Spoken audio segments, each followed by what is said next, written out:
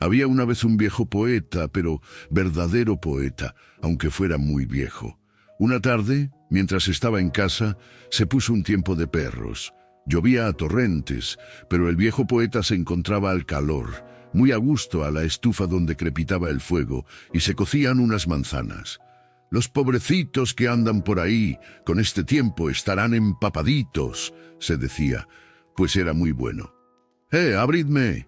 Tengo frío y estoy calado, gritó fuera un niño. Gemía y llamaba a la puerta mientras la lluvia seguía cayendo torrencialmente y el viento gemía en las ventanas. «Pobre niño», exclamó el viejo poeta, y se apresuró a abrir. Se encontró un niño completamente desnudo. El agua corría por sus cabellos y temblaba de frío.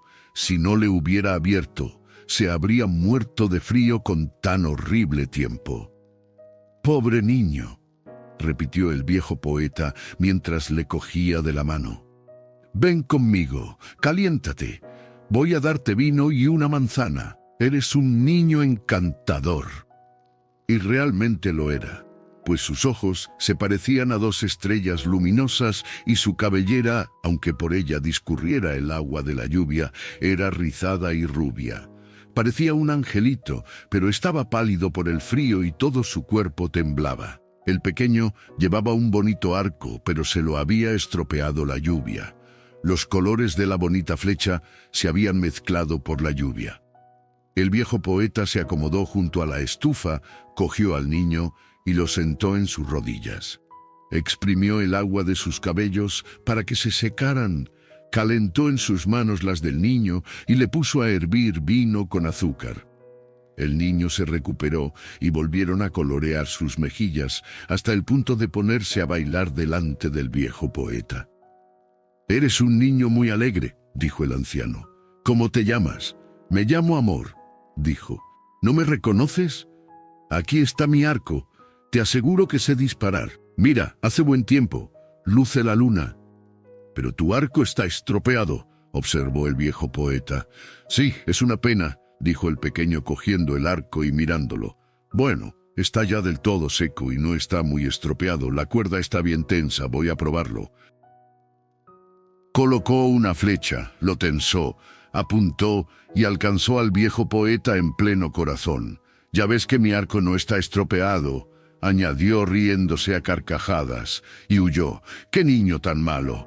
Tuvo el valor de disparar al viejo poeta que le había abierto la puerta de su casa, le había calentado, y hasta le había ofrecido excelente vino y una magnífica manzana. El bondadoso poeta, tendido en el suelo, lloraba. Le había alcanzado en el corazón. «Amor es un niño malo», dijo. «Contaré todo esto a los niños buenos para que no jueguen con él. No permitiré que los maltrate». Y todos los niños buenos, niños y niñas, a quienes les contó el hecho, evitaron jugar con el peligroso Amor, aunque éste, a pesar de todo, lograba atraparlos, pues era muy astuto. Al salir los estudiantes de clase, corre a su lado vestido de negro y con un libro debajo del brazo. No logran reconocerlo y le cogen de la mano creyendo que se trata de otro estudiante, y entonces dispara su arco de flechas contra sus pechos. Cuando las niñas salen de la doctrina o cuando están en misa, también las persigue. Siempre está persiguiendo a la gente. Hasta en el teatro se coloca en la araña del centro del techo y arde como una lamparita. La gente cree que es una lámpara, pero pronto advierten que se han equivocado. También corretea por el jardín del rey y entre las murallas. También vuestros padres y madres fueron alcanzados en el corazón por él hace tiempo. Preguntádselo y ya veréis lo que os responden. La verdad es que Amor es un niño muy malo, hay que evitar todo trato con él. Persigue a toda la gente. Un día se atrevió a lanzar una flecha contra tu anciana abuelita. Bueno, esto ocurrió hace ya mucho tiempo, aunque ella no lo ha olvidado todavía. ¡Qué malo es Amor! Y como ahora ya lo conoces tú, ten cuidado. Es un niño muy malo.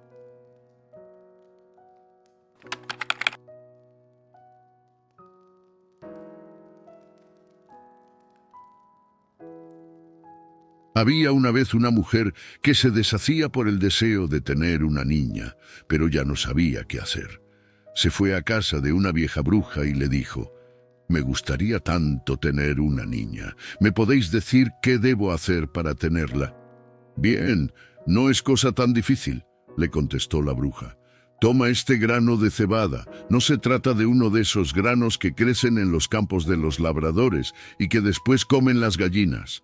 Mételo en un vaso y ya verás el resultado». «Muchas gracias», dijo la mujer y le dio a la bruja 12 monedas. Luego volvió a casa, plantó el grano de cebada y rápidamente apareció una enorme y espléndida flor que parecía un tulipán, pero con los pétalos unidos, como si todavía fuese un capullo. «¡Qué bonita!», exclamó la mujer, y besó los bonitos pétalos rojos y amarillos, pero nada más besarlos, se oyó una pequeña explosión y se abrió la flor. Era un tulipán, ahora se veía perfectamente, pero en el centro de la flor, sobre el pistilo verde, estaba sentada una niña muy pequeña, delicadísima y preciosa, no más alta que el dedo pulgar, y por esto la llamaron Pulgarcita. La cuna era una bonita cáscara de nuez, el colchón, unos pétalos azules de violeta, y un pétalo de rosa tenía por manta. Durante la noche dormía en la cuna, pero durante el día jugaba sobre una mesa en la que la mujer había puesto un plato lleno de agua con flores alrededor. Un pétalo de tulipán flotaba sobre el agua y sentada encima, Pulgarcita podía navegar tranquilamente de una parte a otra del plato con 2 crines blancos de caballo como remos. Era un espectáculo encantador. Sabía también cantar y lo hacía con una delicadeza y gracia desconocidas. Una noche, mientras se encontraba sola en su camita, una horrible sapo entró de un salto por la ventana, a través de un cristal roto. Fea, pesada y mojada, cayó encima de la mesa donde Pulgarcita dormía bajo su pétalo de rosa. «¡Qué preciosa esposa para mi hijo!», exclamó la sapo, y cogiendo la cáscara de nuez en la que dormía Pulgarcita, saltó de nuevo al jardín por el cristal roto. Por allí corría un río, y muy cerca de la orilla estaba estancado y con mucho fango. En ese lugar vivía la sapo con su hijo. «No grites tanto, no sea que se vaya a despertar», advirtió la vieja sapo. «Se nos podría escapar, pues es más ligera que una pluma de cisne. La pondremos en medio del río sobre una hoja grande de nenúfar. Al ser tan pequeña, parecerá encontrarse en una isla, y de esta forma no podrá escaparse. Mientras tanto, preparemos allá abajo entre el fango una casita, a la que iréis a vivir los dos». En el río había muchos nenúfares, con hojas verdes muy anchas, que parecían flotar en el agua. La hoja que estaba más lejos era la más grande, y la vieja sapo nadó hasta ese lugar y depositó la cáscara de nuez con Pulgarcita dentro. Por la mañana, la pequeñita se despertó muy pronto, y al ver dónde se encontraba, empezó a llorar desconsoladamente, porque por todos los lados de la gran hoja verde veía solo agua, y así era imposible volver a tierra. La vieja sapo, agazapada en el fango, arregló la casita con juncos y capullos amarillos de nenúfar. Todo tenía que estar en orden para recibir a la joven nuera. Luego se desplazó a nado con su hijo hasta la hoja en la que se encontraba Pulgarcita para recoger la camita y llevarla a la habitación nupcial antes de que llegase ella. La vieja sapo hizo una profunda inclinación de cabeza en el agua y le dijo: «Este es mi hijo, será tu esposo y viviréis como 2 señores allá abajo en el fango». Y cogieron la camita y la llevaron a nado. Mientras tanto, Pulgarcita, sentada sobre la hoja verde, lloraba porque no quería ir a vivir con esa horrorosa sapo ni casarse con su feo hijo. Los pececitos que nadaban alrededor habían visto a la sapo y habían oído lo que había dicho. Por esto sacaron las cabecitas. También ellos querían ver a la niña. Al verla se dieron cuenta de que era muy guapa y se desilusionaron porque debía ir a vivir con ese feo sapo.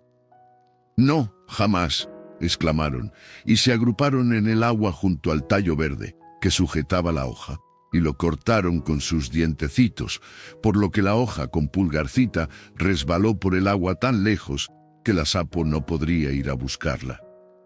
La pequeña pasó navegando delante de muchos lugares, y los pajaritos que había entre las matas, al verla pasar, se ponían a cantar.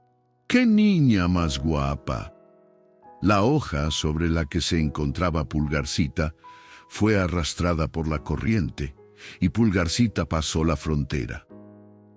Una bonita mariposa blanca le siguió volando alrededor. Por fin se posó sobre la hoja, porque le gustaba mucho Pulgarcita. La pequeña era feliz, porque la sapo ya no podría alcanzarla, y todo era muy bello alrededor. El sol brillaba sobre el agua, y ésta parecía de oro. Se quitó el cinturón y ató una punta a la mariposa y la otra a la hoja. De esta forma se desplazaron por la corriente más velozmente.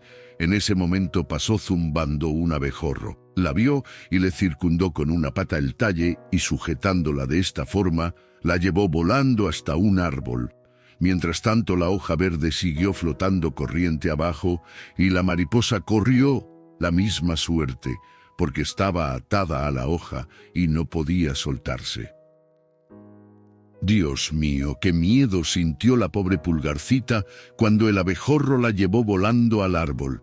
Sin embargo, estaba muy disgustada porque la bonita mariposa blanca se encontraba atada a la hoja y, al no poderse desatar, se moriría de hambre. El abejorro no estaba preocupado por esto. Sujetándola bien, se posó sobre la hoja más grande del árbol, le dio de comer polen de las flores y le dijo que era muy guapa, aunque no se pareciese a un abejorro. Vinieron a hacerles una visita a otros abejorros que vivían en el árbol. Miraron con curiosidad a la pequeña y las jóvenes abejorros rizaron las antenas diciendo: «Solo tiene 2 patas, ¡qué esmirriada!». Y otras añadían: «Ni siquiera tiene antenas, y qué talle más fino, parece un ser humano». Todas las abejorros gritaron juntas: «¡Qué fea!». A pesar de que la pequeña fuese tan guapa, le parecía guapa incluso al abejorro que la había llevado hasta el árbol, pero dado que todos los demás dijeron que era fea, al final también se convenció él, y ya no quiso saber nada y le dijo que podía irse donde quisiera. La bajaron volando del árbol y la posaron sobre una margarita, y ella se echó a llorar porque era tan fea que hasta los abejorros no querían saber nada de ella. Sin embargo, no es posible algo más elegante que ella. Era muy guapa, delicada y resplandeciente como el más hermoso pétalo de rosa. La pobre Pulgarcita pasó todo el verano muy sola en el bosque. Tejió un lecho con finas hierbas y lo colocó debajo de una gran hoja de fárfara para resguardarse de la lluvia. Recogió el polen de las flores para saciar el hambre y bebió el rocío que se posaba todas las mañanas sobre las hojas. Así pasó el verano y el otoño, pero llegó el invierno muy largo y frío. Todos los pajaritos que habían cantado tantas melodías para ella se fueron, árboles y hojas se marchitaron, y la hoja grande de fárfara se acartonó y se redujo a un tallo seco y marchito. Pulgarcita tenía mucho frío, porque su ropa estaba hecha jirones, y ella era muy débil y delicada. Pobre criatura, se moriría de frío. Empezó a nevar, y cada copo era para ella no más alta que el pulgar, como una palada de nieve para nosotros. Se envolvió en una hoja seca, pero no conseguía calentarse y seguía temblando de frío. Nada más salir del bosque, en el que la abandonaron, había un vasto campo de trigo, pero hacía mucho tiempo que no había trigo, y solo quedaban los rastrojos secos y desnudos. A ella le daba la impresión que tenía que atravesar un bosque enorme, y no hacía otra cosa que temblar de frío. Por fin llegó ante la puerta de una rata de campo. Era un pequeño agujero excavado en el suelo, bajo los rastrojos de trigo. Allí dentro, la rata de campo estaba feliz y calentita, y tenía una habitación llena de trigo, y además una bonita cocina y una repleta despensa. La pobre Pulgarcita se acercó a la puerta como una mendicante y pidió un trozo de grano de cebada, pues desde hacía 2 días no había metido nada en la boca. «Pobrecita», dijo la vieja rata de campo, pues en el fondo tenía buen corazón. «Entra y ven a comer conmigo, aquí dentro hace calor». Le cayó muy bien Pulgarcita, por lo que le propuso: «Te puedes quedar conmigo durante el invierno, a condición de que me limpies la habitación y me cuentes muchas historias, pues me gustan mucho». Pulgarcita hizo lo que se le pedía y se encontró muy bien con la rata. «Pronto vendrá alguien a visitarnos», dijo la vieja rata. «Mi vecino tiene la costumbre de visitarme una vez a la semana. Él está mejor que yo en su casa, pues tiene grandes salones y una bonita pelliza negra aterciopelada. Si consiguieras casarte con él, ya no tendrías problemas. Es una pena que sea ciego. Cuéntale las historias más bonitas». Pulgarcita no tenía interés en estas cosas y no quería casarse con el vecino, que era un topo. Este vino a hacerles una visita con su pelliza negra aterciopelada, y la rata contó que era tan rico y culto, que su casa era 20 veces más grande que la suya, y que sabía infinidad de cosas, aunque no podía aguantar el sol ni las bonitas flores, y hablaba siempre mal de esto porque no lo había visto nunca. Pulgarcita tuvo que cantar «Abejorro, vuela, vuela», y luego «Mira el monje por los prados». Y el topo se enamoró rápidamente de su bonita voz, pero no dijo nada, porque era una persona prudente y sensata. Hacía muy poco que había excavado en el suelo una galería que iba desde su casa hasta allí, por lo que invitó a la vieja rata de campo y a Pulgarcita a hacerle una visita cuando quisieran.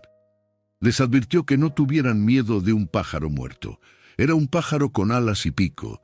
Había muerto no hace mucho tiempo, al empezar el invierno, y estaba enterrado por donde el topo había excavado la galería. El topo cogió entre los dientes un trozo de leña podrida, pues en la oscuridad brilla como el fuego, y fue delante, dando luz en la galería oscura. Llegados al punto en que se encontraba el pájaro muerto, el topo apoyó su larga nariz en el techo y levantó tierra e hizo un agujero, a través del cual entraba la luz del día. En el suelo había una golondrina muerta, con las bonitas alas apretadas contra el cuerpo y las patitas y la cabecita escondidas bajo las plumas. La pobrecita se había muerto de frío. Pulgarcita sintió mucho dolor, porque quería a los pájaros. Habían cantado y gorjeado también para ella durante el verano. Pero el topo dio una patada a la golondrina con sus patas torcidas, diciendo: «Ahora al menos ya no silbará, es muy triste nacer pájaro. Gracias a Dios, este fin no le tocará a ninguno de mis hijos. Pájaros así no tienen nada más que su chuit, chuit, y en invierno no les queda otro remedio que morir de hambre». «¿Qué razón tenéis, dado lo razonable que sois?», observó la rata. «¿Qué tiene un pájaro a cambio de sus gorjeos durante el invierno? Hambre y frío, pero cuando la cabeza está llena de ideas tan grandiosas». Pulgarcita no dijo nada, pero cuando sus acompañantes se dieron la vuelta se agachó, apartó las plumas que tapaban la cabecita de la golondrina y la besó en los ojos cerrados. Quizá era la que había cantado también para ella durante el verano, pensó. Cuántos momentos de alegría le había proporcionado ese querido y bonito pajarito. El topo cerró el agujero a través del cual entraba la luz del día y acompañó a casa a las señoras.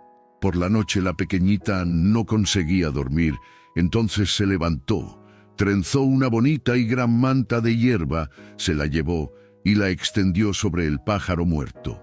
Puso alrededor algodón que había encontrado en la habitación de la rata para que la golondrina pudiese estar caliente en el suelo frío. «Adiós, bonito pájaro», dijo. «Adiós, y gracias por los deliciosos cantos de este verano, cuando los árboles estaban verdes y el sol nos calentaba tanto». Apoyó la cabecita sobre el pecho del pajarito y se sobresaltó porque había sentido latir algo dentro.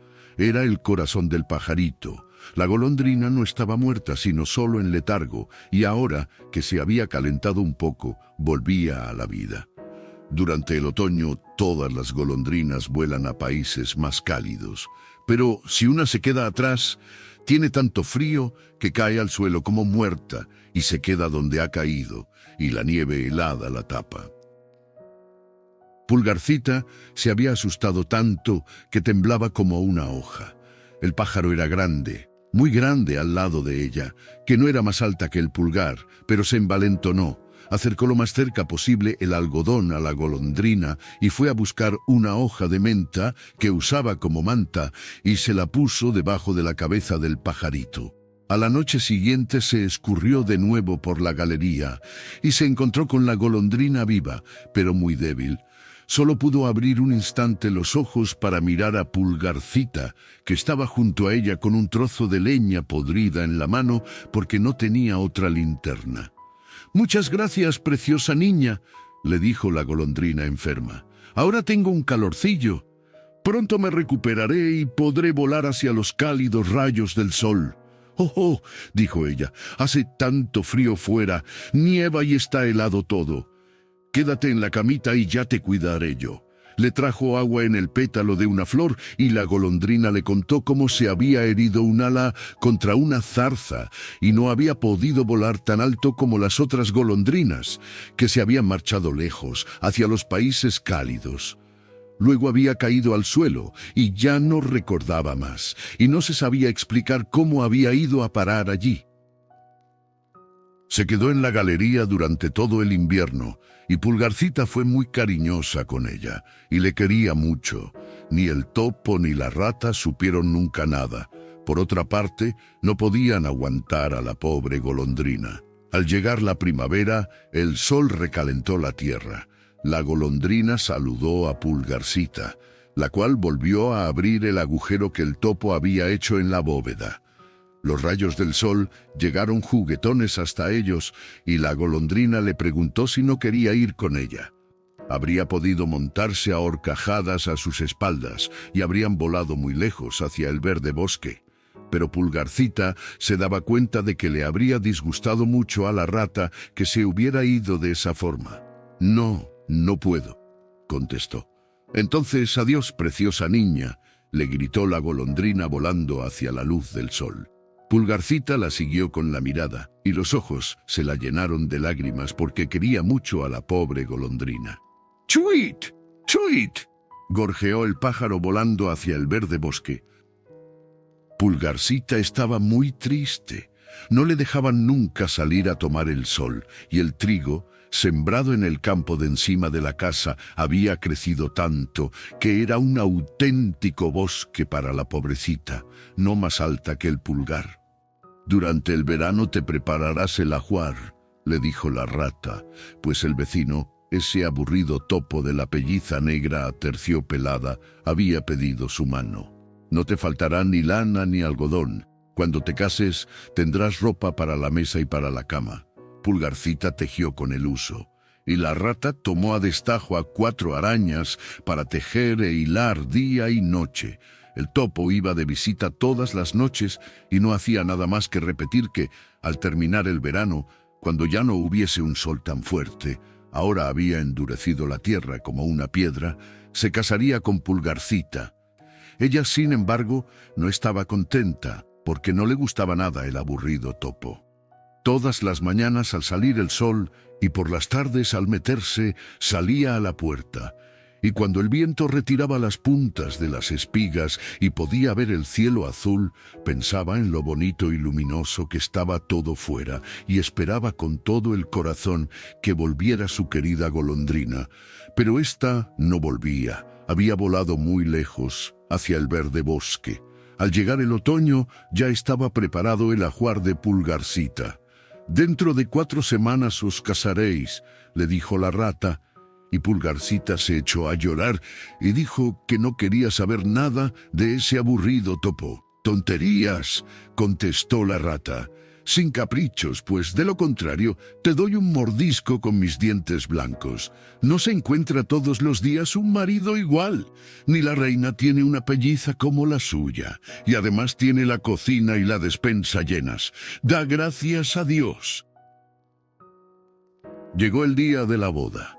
El topo había ido a recoger a Pulgarcita, que a partir de entonces viviría con él bajo tierra, sin poder volver ya nunca a la luz del sol, porque él no podía aguantarlo. La pobrecilla estaba desesperada porque tenía que decir adiós para siempre al sol.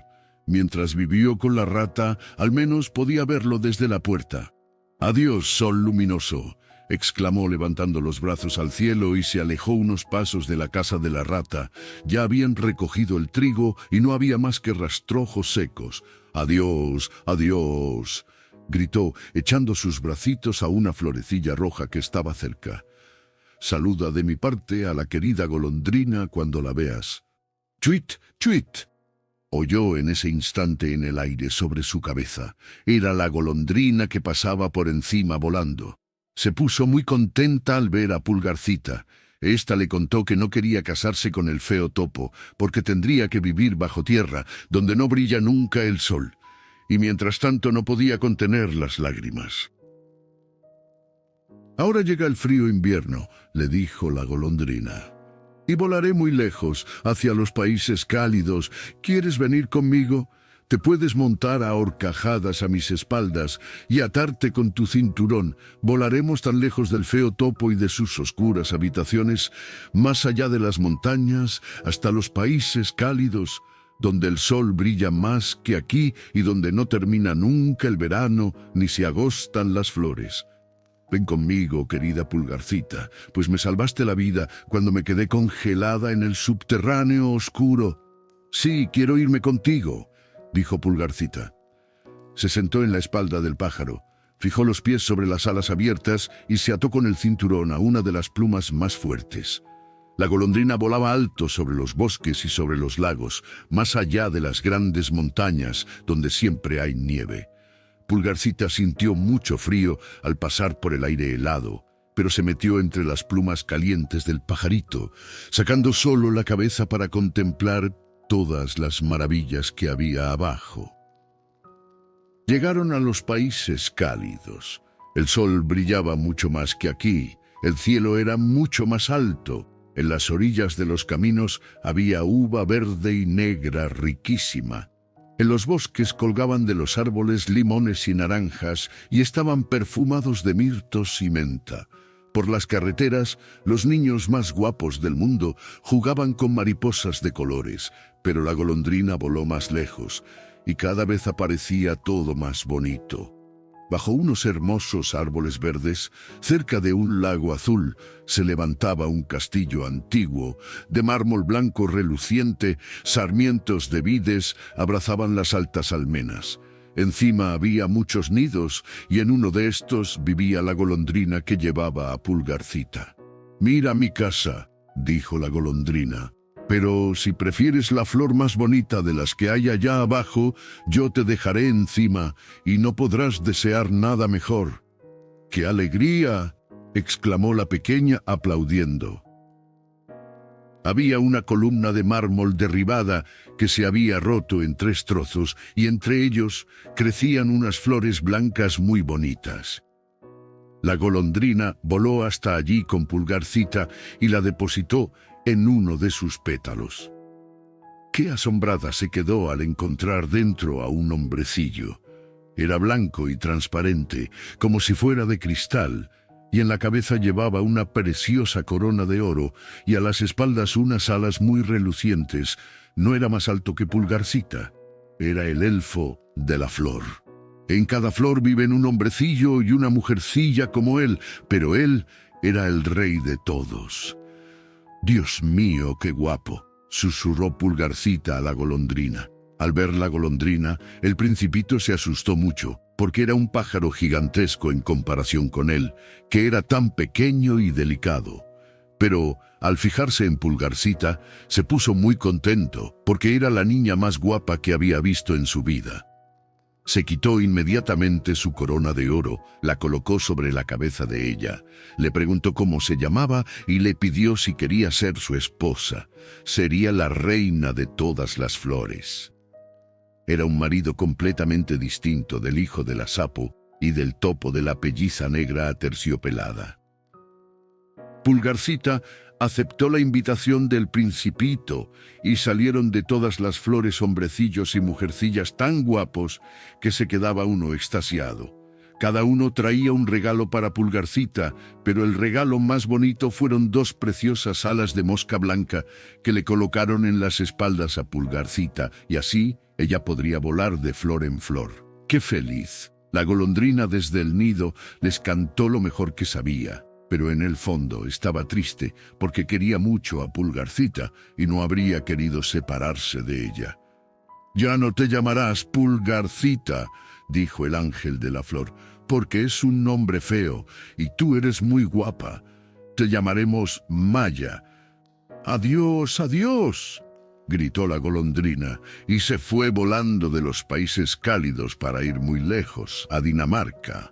Allí tenía un pequeño nido encima de la ventana de la habitación del hombre que sabe tantos cuentos, y chuit, chuit, chuit, se puso a cantar para él. Por esto hemos conocido esta historia.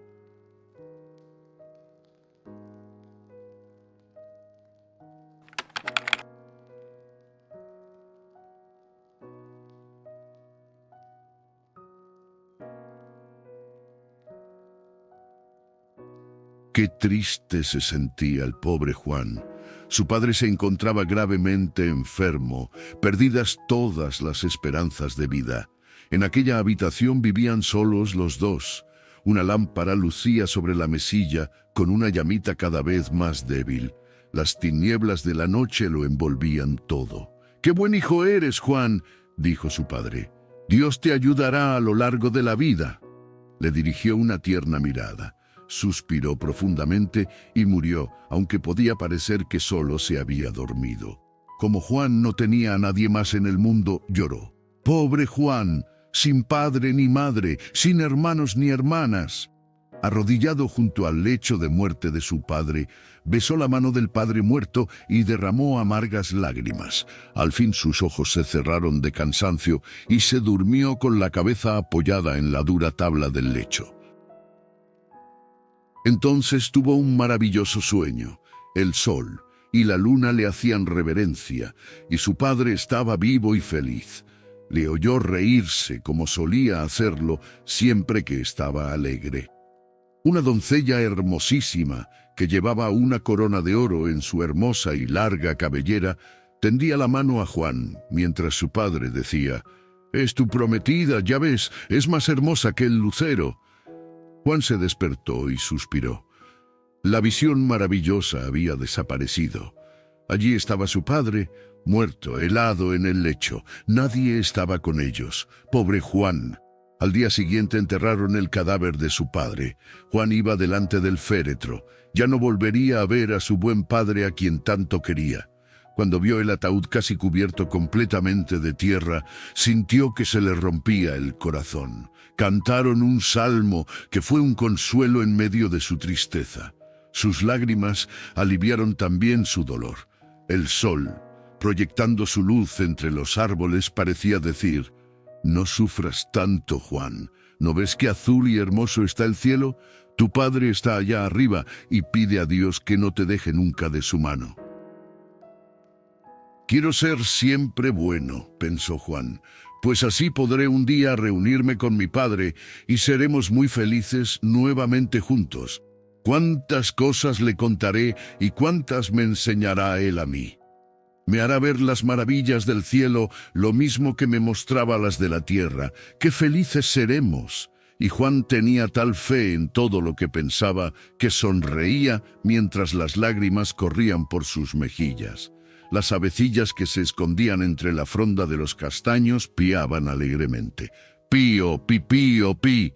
Estaban alegres porque, habiendo presenciado el entierro, sabían que el difunto estaba en el cielo, donde todos tenían alas más hermosas y grandes que las suyas, donde se era feliz para siempre cuando se había sido bueno en la tierra.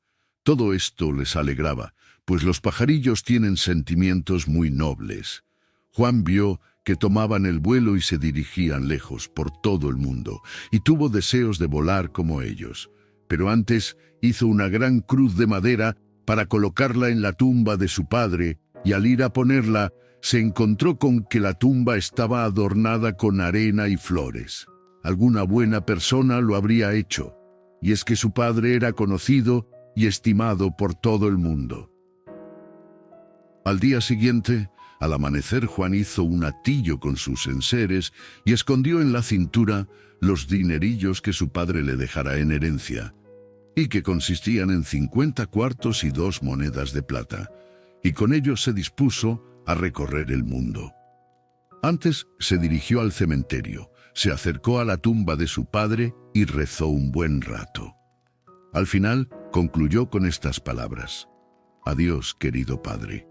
Trataré siempre de ser bueno para que te alegres en el cielo al verme y pidas a Dios que me conceda su auxilio». Y echó a andar.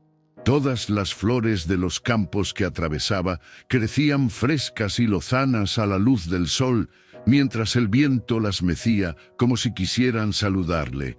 «Bienvenido entre nosotras, ¿verdad que es una maravilla?». Y Juan volvió la mirada hacia atrás para mirar por última vez la vieja iglesia donde había sido bautizado y donde domingo tras domingo había cantado salmos en compañía de su padre. Y vio que en la torre de la iglesia estaba de pie un geniecillo con su gorro rojo en forma de punta, que se protegía con el brazo los ojos de los rayos del sol. Juan lo saludó con la mano y el geniecillo agitó su gorro, puso la mano en el pecho y besó repetidamente sus dedos, tratando de expresar que le deseaba a Juan un feliz viaje. Juan caminaba a buen paso y se alegraba al pensar en las maravillas que vería mundo adelante. No conocía las ciudades por donde pasaba ni la gente que encontraba, pues todo era nuevo para él. La primera noche se acostó sobre un montón de heno, pues no encontró otra cama. De todos modos, se sintió muy a gusto, mejor que el rey en su palacio. Constituían un maravilloso dormitorio el arroyo de al lado, el montón de heno y el cielo estrellado. Las florecillas rojas y blancas entre la verde hierba constituían una magnífica alfombra. Los matorrales y espinos con rosas eran ramos de flores, y tenía como palangana el arroyuelo que le ofrecía agua clara y fresca sobre la que se inclinaban los juncos que parecían murmurar: «Buenas noches, feliz descanso». La luna lucía como una gran lámpara situada en las alturas azuladas del cielo, sin miedo que incendiara a las cortinas del lecho. Juan podía dormir a pierna suelta y así lo hizo. No se despertó hasta que el sol hirió sus mejillas suavemente, y los pajarillos cantaron saludándole. «Buenos días, ya es hora de levantarse». Oíase el repique de las campanas invitando a la iglesia. Era domingo, y la gente iba a cumplir con sus deberes. Juan la siguió, cantó un salmo y escuchó la palabra de Dios como si se tratara de la misma iglesia donde había sido bautizado y donde había cantado tantas veces salmos en compañía de su padre. Se dirigió al cementerio y vio numerosas tumbas. Sobre alguna crecía la hierba. A Juan le recordó la de su padre, abandonada tal vez como alguna de aquellas, sin poder él limpiarla y adornarla. Se inclinó y arrancó la hierba, colocó las cruces derribadas y puso en su lugar correspondiente las coronas que el viento esparciera, pensando que tal vez alguien haría lo mismo con la tumba de su padre. Al salir del cementerio, se encontró con un viejo mendigo que se apoyaba en un bastón. Juan se conmovió y le regaló las 2 monedas de plata que tenía y se alejó feliz camino adelante por el mundo. Al acercarse la noche, el cielo se encapotó y se levantó un fuerte viento. Juan quiso buscar un refugio, pero enseguida llegó la noche oscura. Al final dio con una iglesita que se encontraba sola en un ribazo. La puerta estaba abierta felizmente y entró muy despacio con la idea de permanecer allí hasta que el tiempo se calmase. Me acurrucaré en un rincón. Estoy cansado y un poco de descanso me vendrá bien, pensó. Se sentó, juntó las manos y musitó la oración de la noche. Luego se durmió y soñó apaciblemente mientras fuera tronaba y relampagueaba. Se despertó hacia medianoche, cuando ya la tempestad había pasado y la luz de la luna penetraba por las ventanas. En el centro de la iglesia había un ataúd con un cadáver. Juan no se asustó, pues tenía tranquila su conciencia y sabía que los muertos no pueden hacer daño a nadie. En la vida, quien puede hacer mal son los vivos malvados. Dos hombres, vivos y malvados, estaban junto al cadáver depositado en la iglesia antes de enterrarlo. No tenían buenas intenciones, pues querían sacar el cadáver de la iglesia. Pobre muerto. No debéis hacer eso, les dijo Juan. Es una cobardía. En nombre de Dios, dejadlo descansar en paz. Tonterías, replicaron llenos de desvergüenza.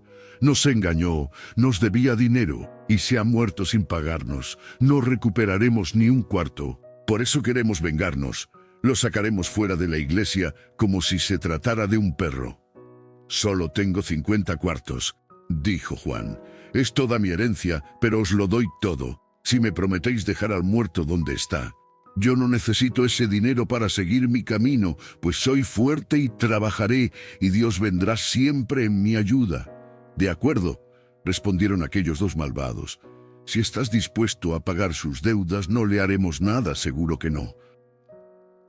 Cogieron el dinero que les dio Juan, se rieron a carcajadas y se marcharon. Juan colocó nuevamente el cadáver en su ataúd, juntó sus manos, se despidió de él y se internó en el bosque. La luz de la luna penetraba por el espeso follaje y Juan creyó ver geniecillos jugar alegremente, los cuales no se escondían, porque sabían muy bien que era un joven inocente y bueno. Solamente los malos no pueden ver a los geniecillos. Algunos no eran más altos que un dedo de la mano y tenían su cabello sujeto con una peineta de oro.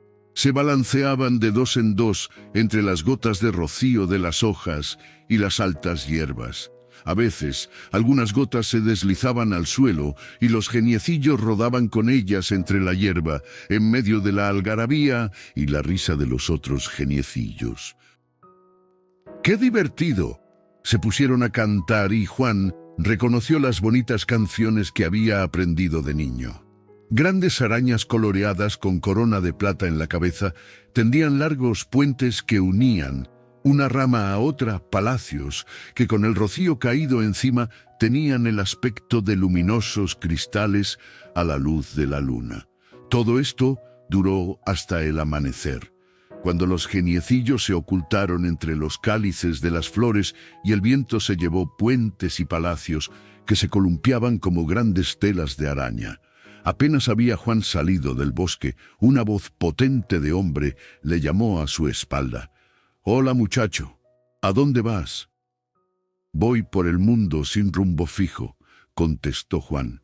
«No tengo padres, soy un joven muy pobre, pero confío que Dios me ayudará». «También yo voy a recorrer el mundo», dijo el desconocido. «Si te parece bien, podemos hacer el viaje juntos». «Con mucho gusto», contestó Juan.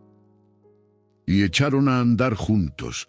Nació pronto entre ellos la amistad, pues los dos eran buenos, por más que Juan reconociera que su acompañante era más listo que él. Había viajado mucho y podía contarle cosas sobre todo lo que él desconocía. El sol estaba muy alto cuando se sentaron bajo un gran árbol para almorzar. Poco después pasó por allí una pobre vieja, tan vieja que andaba muy encorvada y se apoyaba en un bastón. Llevaba a la espalda un haz de leña que había reunido en el bosque. Tenía recogido el delantal y dentro llevaba unas ramas de abedul. Al llegar junto a los dos jóvenes, se retorció un pie y cayó al suelo, dando un grito lastimero. La pobre mujer se había roto una pierna. Juan quiso ayudarla enseguida con la colaboración de su compañero, pero éste abrió su mochila, sacó de ella un medicamento y dijo que tenía tal virtud, que podía curarle la pierna en el acto, con lo que la anciana podría seguir sola su camino totalmente curada, como si nada le hubiera ocurrido en la pierna. En pago, la anciana debía regalarle las 3 ramas que llevaba en el delantal. «¿No es poco lo que pides?», respondió la vieja de una forma extraña. No parecía estar dispuesta a desprenderse de sus ramas, pero tampoco era muy agradable permanecer allí con la pierna rota. Decidió, pues, darle las 3 ramas y, apenas el joven le frotó la pierna con aquel extraño medicamento, la vieja se puso de pie y comenzó a caminar más airosamente que antes. Vaya medicina, seguro que no la había igual en ninguna farmacia. «¿Qué piensas hacer con esas ramas?», preguntó Juan a su compañero. «Son bonitas y pueden servir para algo», contestó. «Me gustan, tal vez nos valgan para algo». Y siguieron su camino recorriendo un buen trecho. «Vaya, se está preparando una fuerte tormenta», observó Juan señalando un punto del horizonte. «Se ven allá unas nubes negruzcas y muy densas». «No», le contestó su compañero. «Lo que tú ves no son nubes, sino montañas, las montañas cuya cima se eleva sobre las nubes, donde se respira un aire puro y desde cuya cima se ven panoramas magníficos. Ya lo verás cuando lleguemos allá». Había que caminar todo un día antes de llegar a las montañas, aquellas en donde crecían árboles que elevaban sus copas hacia el cielo y donde había rocas tan grandes como pueblos enteros.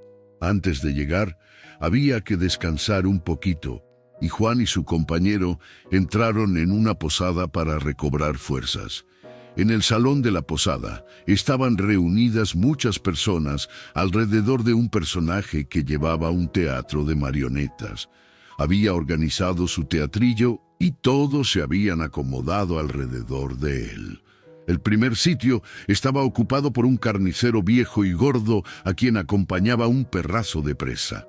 ¡Qué aspecto más feroz tenía! Miraba hacia una y otra parte con cara de pocos amigos. Empezó el espectáculo. Se trataba de un rey y una reina que estaban sentados en un espléndido trono de terciopelo, cubrían sus cabezas con coronas de oro y vestían largos trajes de gran lujo.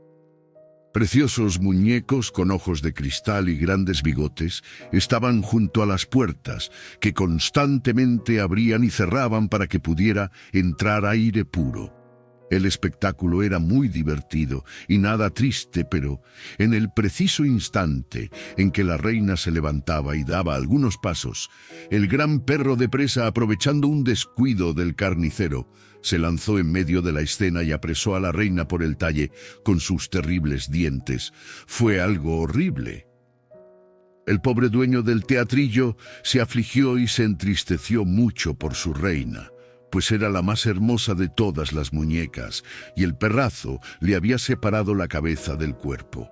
Cuando la gente abandonó la sala, el compañero de Juan le dijo que él podía arreglársela. Efectivamente, sacó un tarrito, el mismo de la medicina que curó a la vieja, y apenas untó a la muñeca con ella, ésta se recompuso y hasta podía hacer todos los movimientos sin necesidad de que movieran las cuerdecillas. En suma, la muñeca parecía ahora un ser vivo, por más que no supiera hablar. El dueño del teatrillo estaba encantado de ver que su muñeca podía bailar por sí sola, algo de lo que no eran capaces todas las demás. Por la noche, cuando toda la gente recogida en la posada dormía, se oyeron suspiros tan tristes que todos se levantaron para ver de qué se trataba. El dueño del teatrillo se dirigió hacia este, pues de allí procedían los suspiros. Todos los muñecos estaban tumbados y confusamente mezclados, y hasta el mismo rey podía verse entre los soldados. Todos suspiraban tristemente, muertos de envidia por no haber sido untados con el ungüento como la reina, para poder moverse por sí solos. La reina se arrodilló, se quitó su corona, y se la ofrecía al compañero de Juan con estas palabras: «Tomadla, os lo ruego, pero haced con mi marido y mis cortesanos lo mismo que habéis hecho conmigo». Y todos los muñecos del teatro y su dueño no pudieron contener el llanto. El dueño del teatro prometía al compañero de viaje de Juan todo el dinero que consiguiese en la noche siguiente con la representación, si daba su ungüento a algunas de las más bellas muñecas. El desconocido dijo que a cambio solo deseaba el sable que el dueño del teatrillo llevaba ceñido, y apenas lo recibió, untó con el ungüento a 6 muñecos, que seguidamente se pusieron a bailar con tanta gracia que las mismas muchachas de verdad que contemplaban la escena se pusieron también a bailar. Bailaba el cochero y bailaba la cocinera, bailaban los huéspedes y hasta la paleta del carbón y las tenazas los imitaban, aunque estas últimas cayeron de bruces al primer compás. ¡Qué noche más divertida! Al día siguiente, muy de mañana, Juan y su compañero abandonaron la posada, atravesaron espesos bosques y escalaron las altas montañas.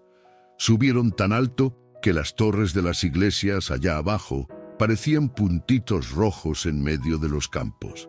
Allá a lo lejos se veían lugares nunca vistos. Juan no recordaba paisajes tan encantadores. Los cálidos rayos de sol traspasaban el aire fresco y se oía el soplo de los cazadores en sus cuernos, y todo estaba tan animado y encerraba tanta belleza que se le saltaban las lágrimas de alegría, hasta el punto de no poder contenerse y exclamar: «Dios mío, quisiera besarte por tu bondad y por habernos donado tanta belleza como hay alrededor». También su compañero, parado y con las manos juntas, extendió la vista más allá de los bosques y de los pueblos en el cálido esplendor del sol.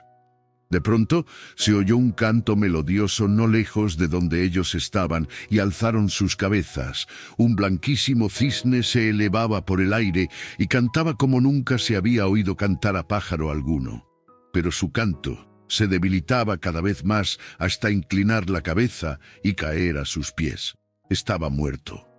«Estas 2 alas blancas y grandes», dijo el compañero, «valen mucho dinero. Las cortaré y me las llevaré. Mira si me ha servido el sable».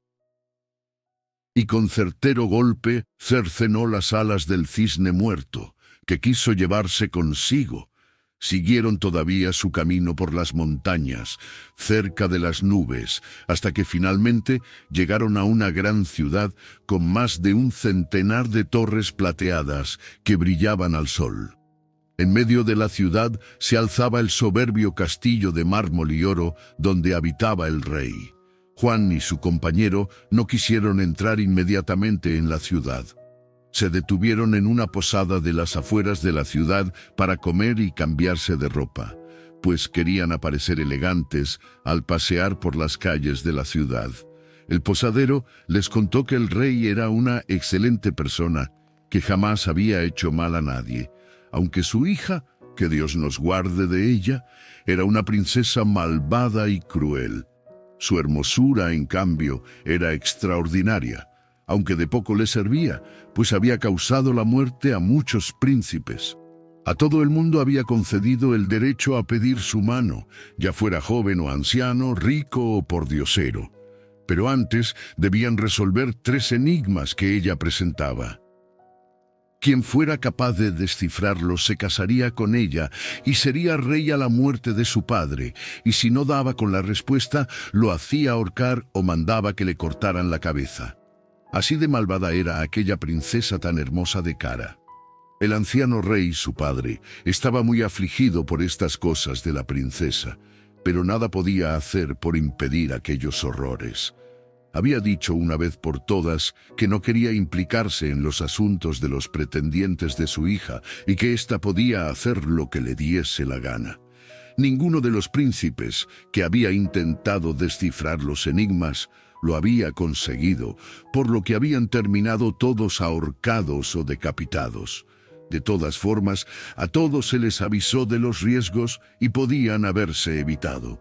El anciano ya estaba desesperado con tanta muerte y todos los años se paseaba un día de rodillas con sus soldados para pedir a Dios que ablandase el corazón de la princesa, pero ésta seguía en sus 13. Los ancianos, que solían tomar aguardiente, echaban unas gotitas de colorante negro. Era su forma de estar de luto. ¿Qué más se les podía pedir? La malvada princesa bien se merecería una buena azotaina, dijo Juan.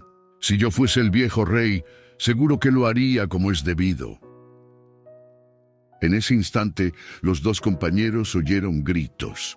Pasaba la princesa por allí. Efectivamente, era bellísima, tanto que el pueblo se olvidaba de su maldad y la aclamaba. 12 doncellas con bonitas túnicas la acompañaban montadas en caballos negros y con un tulipán de oro en la mano. El caballo de la princesa era blanco, adornado de diamantes y rubíes. Vestía un traje recamado en oro y el látigo que tenía en su mano era también de oro, semejante a un rayo de sol. La diadema que llevaba en la cabeza semejaba una corona con estrellitas caídas del cielo y el manto estaba poblado de mariposas de 1000 colores. Sin embargo, más hermoso que todo aquello era ella misma. Cuando Juan la vio, su rostro se volvió más rojo que la sangre que corría por sus venas y no pudo articular palabra. La princesa era idéntica a la imagen que había entrevisto en el sueño que tuvo junto al lecho de su padre muerto. Le pareció tan hermosa que no pudo menos de amarla apasionadamente. «Yo no creo que sea tan malvada como la gente dice», exclamó. «No puedo creer que sea tan despiadada, que haga ahorcar o decapitar a los hombres que no acierten con la respuesta de sus enigmas. Como todos tienen derecho a solicitar su mano, incluso los pordioseros, me presentaré en el castillo. No puedo renunciar». Todos trataban de convencerle de que no lo hiciera, pues ya conocía cómo habían terminado quienes lo habían intentado. Hasta su compañero de viaje trató de disuadirlo, pero Juan se había decidido y no podía volverse atrás. Limpió cuidadosamente sus vestidos, lustró sus zapatos, se lavó una y otra vez las manos y la cara, arregló sus cabellos rubios y se dirigió solo a la ciudad camino del castillo. Apenas llamó Juan a la puerta del castillo, el rey acudió a recibirle.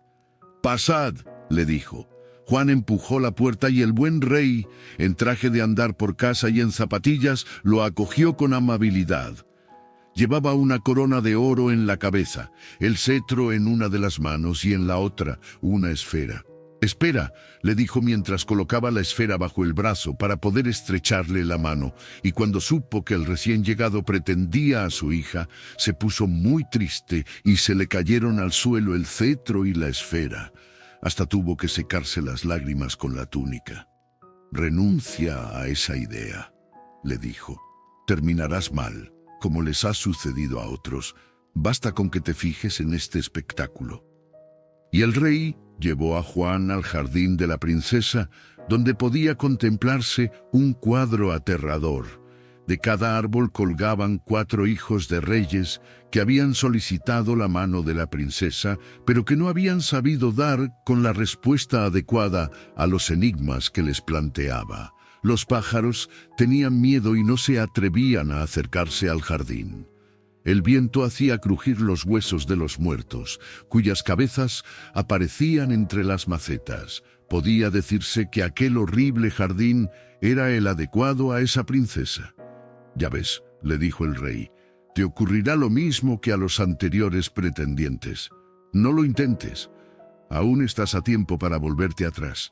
Esto me angustia profundamente».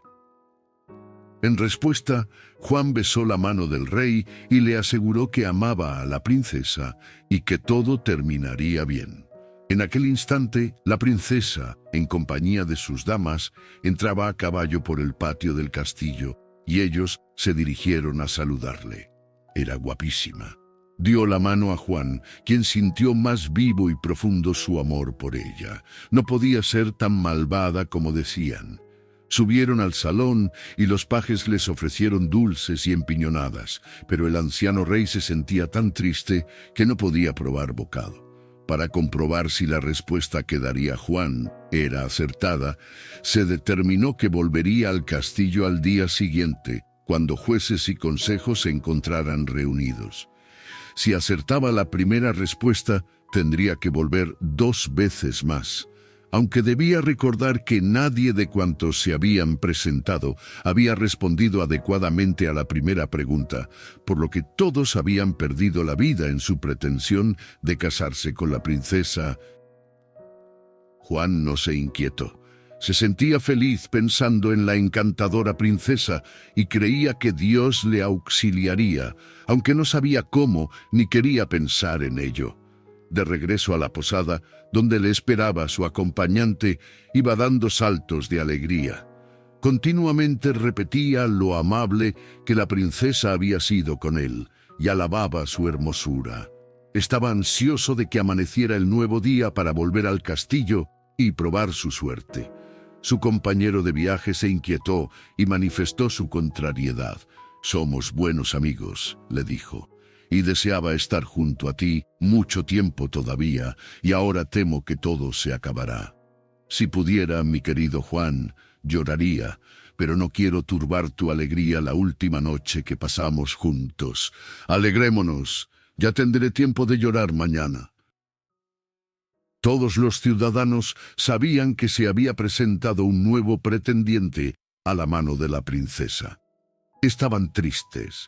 Se cerraron los espectáculos. Los vendedores ambulantes de dulces colocaron una cinta negra en los cerditos de azúcar y el rey y los sacerdotes rezaron de rodillas en la iglesia desesperados, porque a Juan no le saldrían mejor las cosas que a los pretendientes anteriores.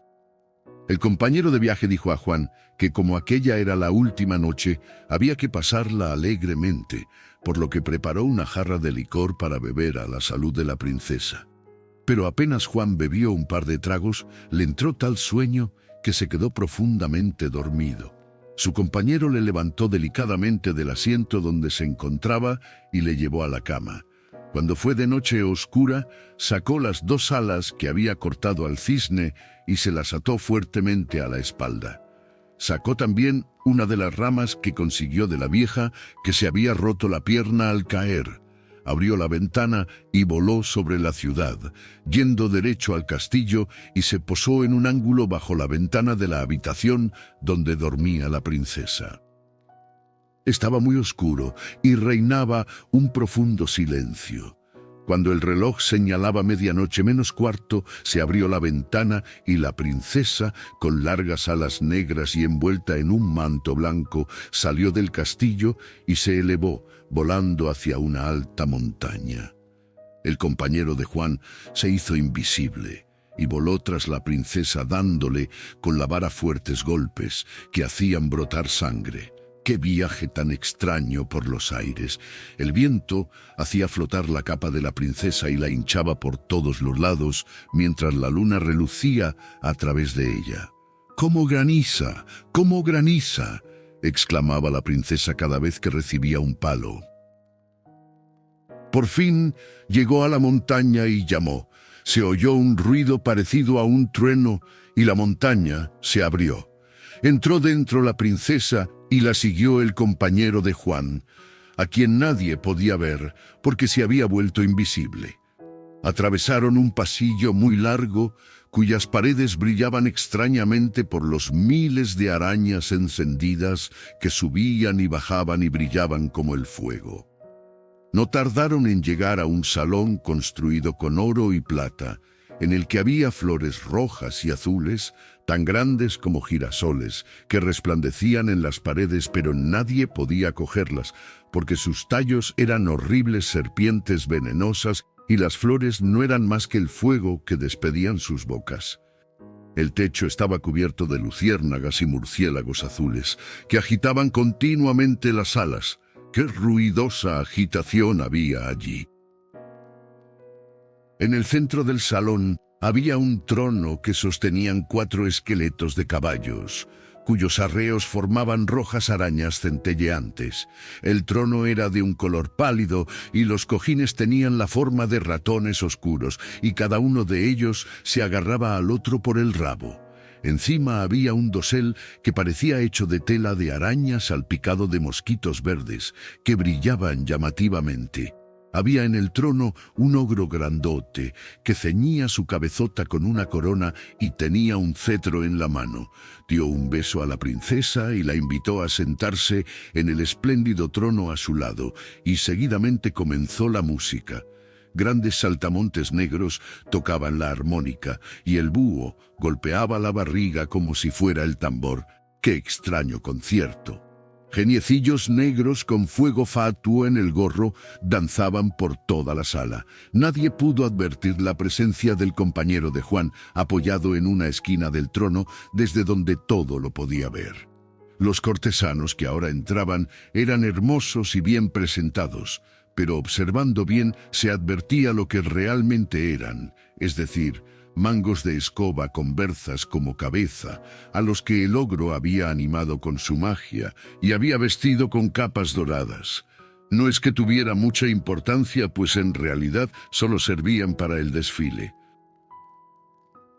Después de haber bailado un rato, la princesa contó al ogro que se había presentado un nuevo pretendiente y le preguntó en qué debía pensar cuando a la mañana siguiente acudiera al castillo. «Si quieres mi consejo», respondió el ogro, «piensa en algo tan sencillo que no se lo imagine. Piensa en uno de tus zapatos. Seguro que no lo adivinará.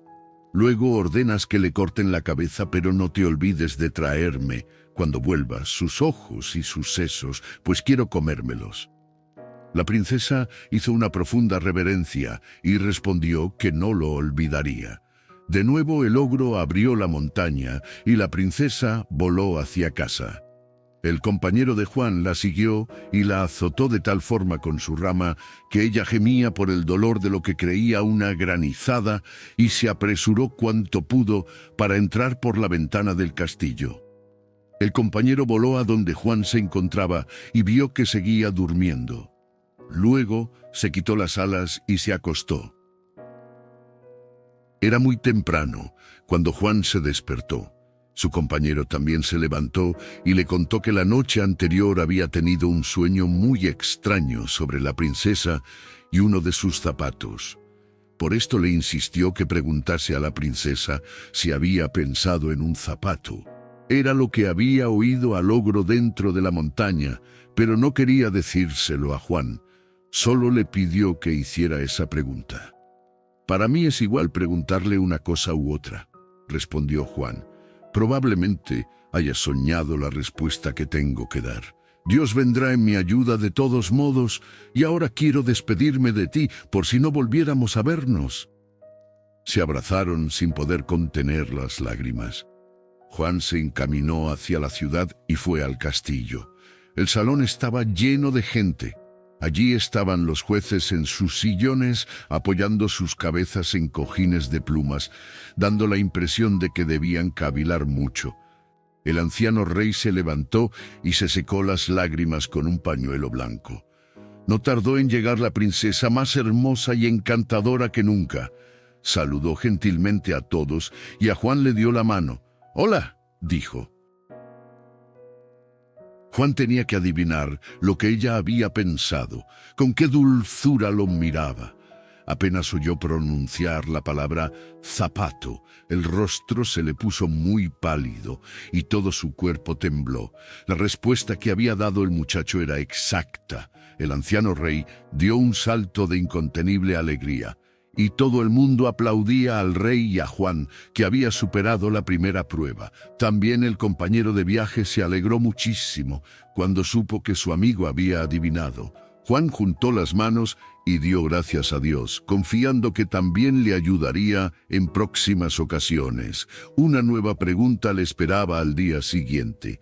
El día transcurrió como la víspera. Cuando Juan se fue a dormir, su compañero voló nuevamente a la montaña siguiendo a la princesa, a la que azotaba con más violencia que el día anterior, pues esta vez llevaba 2 ramas.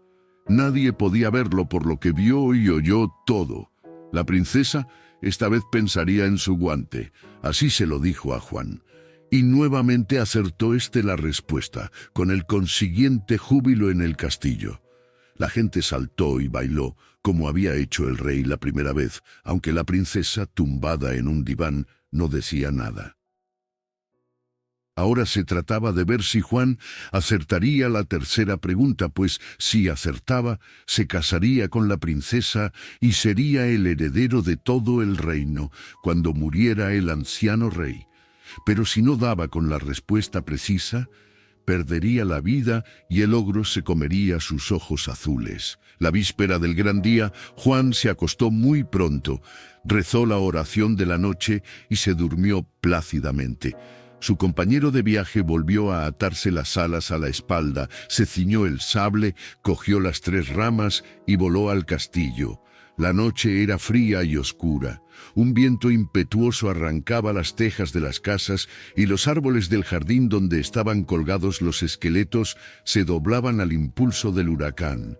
Relampagueaba ininterrumpidamente y no cesaba de tronar, como si se tratara de un estampido que se extendiera a lo largo de la noche. De pronto se abrió la ventana y la princesa emprendió el vuelo. Estaba pálida como un muerto, pero se reía del mal tiempo. Su manto blanco ondulaba como una vela al viento. El compañero de Juan la azotaba con las 3 ramas de tal forma que las gotas de sangre caían de su cuerpo y casi no tenía fuerzas para poder seguir volando. Aunque a duras penas llegó a la montaña. ¡Qué terrible tempestad!, dijo. «Nunca había visto un tiempo tan horrendo». «Efectivamente, cuando sopla demasiado cansa», le respondió el ogro. Ella le contó que Juan había adivinado por segunda vez. Si también al día siguiente acertaba, habría ganado definitivamente. Y si era así, ya no volvería jamás a la montaña, ni podría practicar la magia como hasta entonces, y eso le afligía mucho. «Esta vez no podrá adivinar la respuesta», repuso el ogro. «Voy a escoger un objeto que no pueda imaginar, a no ser que sea un hechicero más poderoso que yo. Por ahora, tranquilízate y dancemos un rato». Cogió de las manos a la princesa y bailaron con grandes saltos los geniecillos y los fantasmas. Las rojas arañas saltaban por las paredes, centelleaban las flores de fuego, tocaba el tambor de su barriga el búho, sonaban los grillos, danzaban los saltamontes negros. Bailaron hasta el cancán. Después de bailar largo tiempo, se hizo hora de que la princesa volviera al castillo para que su ausencia no fuera notada. El ogro le dijo que iría con ella para estar algo más de tiempo en su compañía. Aunque seguía haciendo un tiempo infernal, volaron velozmente y el compañero de Juan sacudía con fuerza sus 3 ramas en las espaldas de la princesa y del ogro. Nunca el ogro había sufrido tal granizada. Cerca del castillo se despidió de la princesa y le susurró muy bajo al oído: «Piensa en mi cabeza». El compañero de Juan se había situado cerca de ellos y lo había oído perfectamente. En el instante en que la princesa se deslizó por la ventana de su habitación, agarró al ogro por su imponente barba negra, lo apoyó en el alero del tejado y le cortó su horrenda cabeza a ras de los hombros. Tan velozmente y con tanta maestría lo hizo, que no le dio tiempo al ogro ni a dar un leve suspiro. Arrojó su cuerpo a lo profundo del lago y la cabeza la envolvió en un pañuelo, llevándosela consigo a la posada. A la mañana siguiente le entregó a Juan el pañuelo, pero le advirtió que no lo desatara antes de que la princesa le preguntara en qué había pensado. En el salón del castillo se había reunido tanta gente que aquello parecía un gran racimo. El consejo estaba en sus sillones, con las cabezas apoyadas en los cojines y en actitud de cavilar mucho. Y el rey se había puesto un traje nuevo, juntamente con la corona y el cetro, lo que le daba un aire elegante. La princesa, sin embargo, estaba pálida y vestía de negro como si fuera a asistir a un entierro. «¿En qué he pensado?», dijo dirigiéndose a Juan. Juan desató el pañuelo y él mismo se quedó boquiabierto cuando vio ante sí la horrible cabeza del ogro. Todos se quedaron pasmados ante el horroroso espectáculo.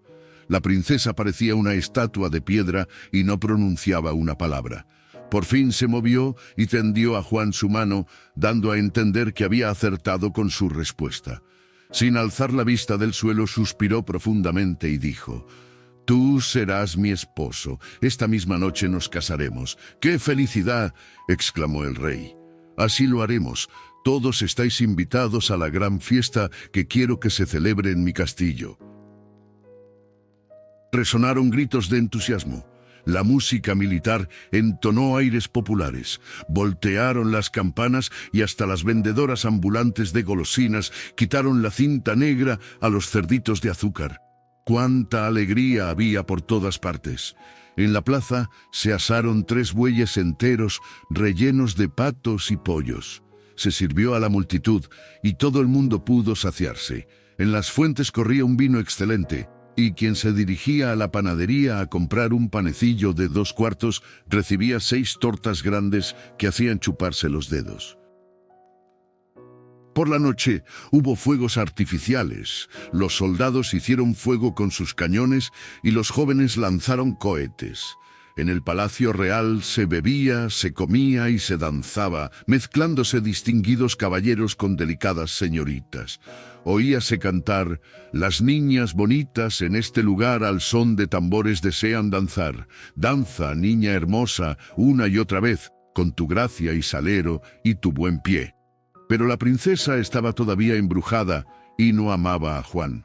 Su compañero lo sabía y por eso le dio 3 plumas de ala de cisne y un frasco que contenía un líquido de color de rosa.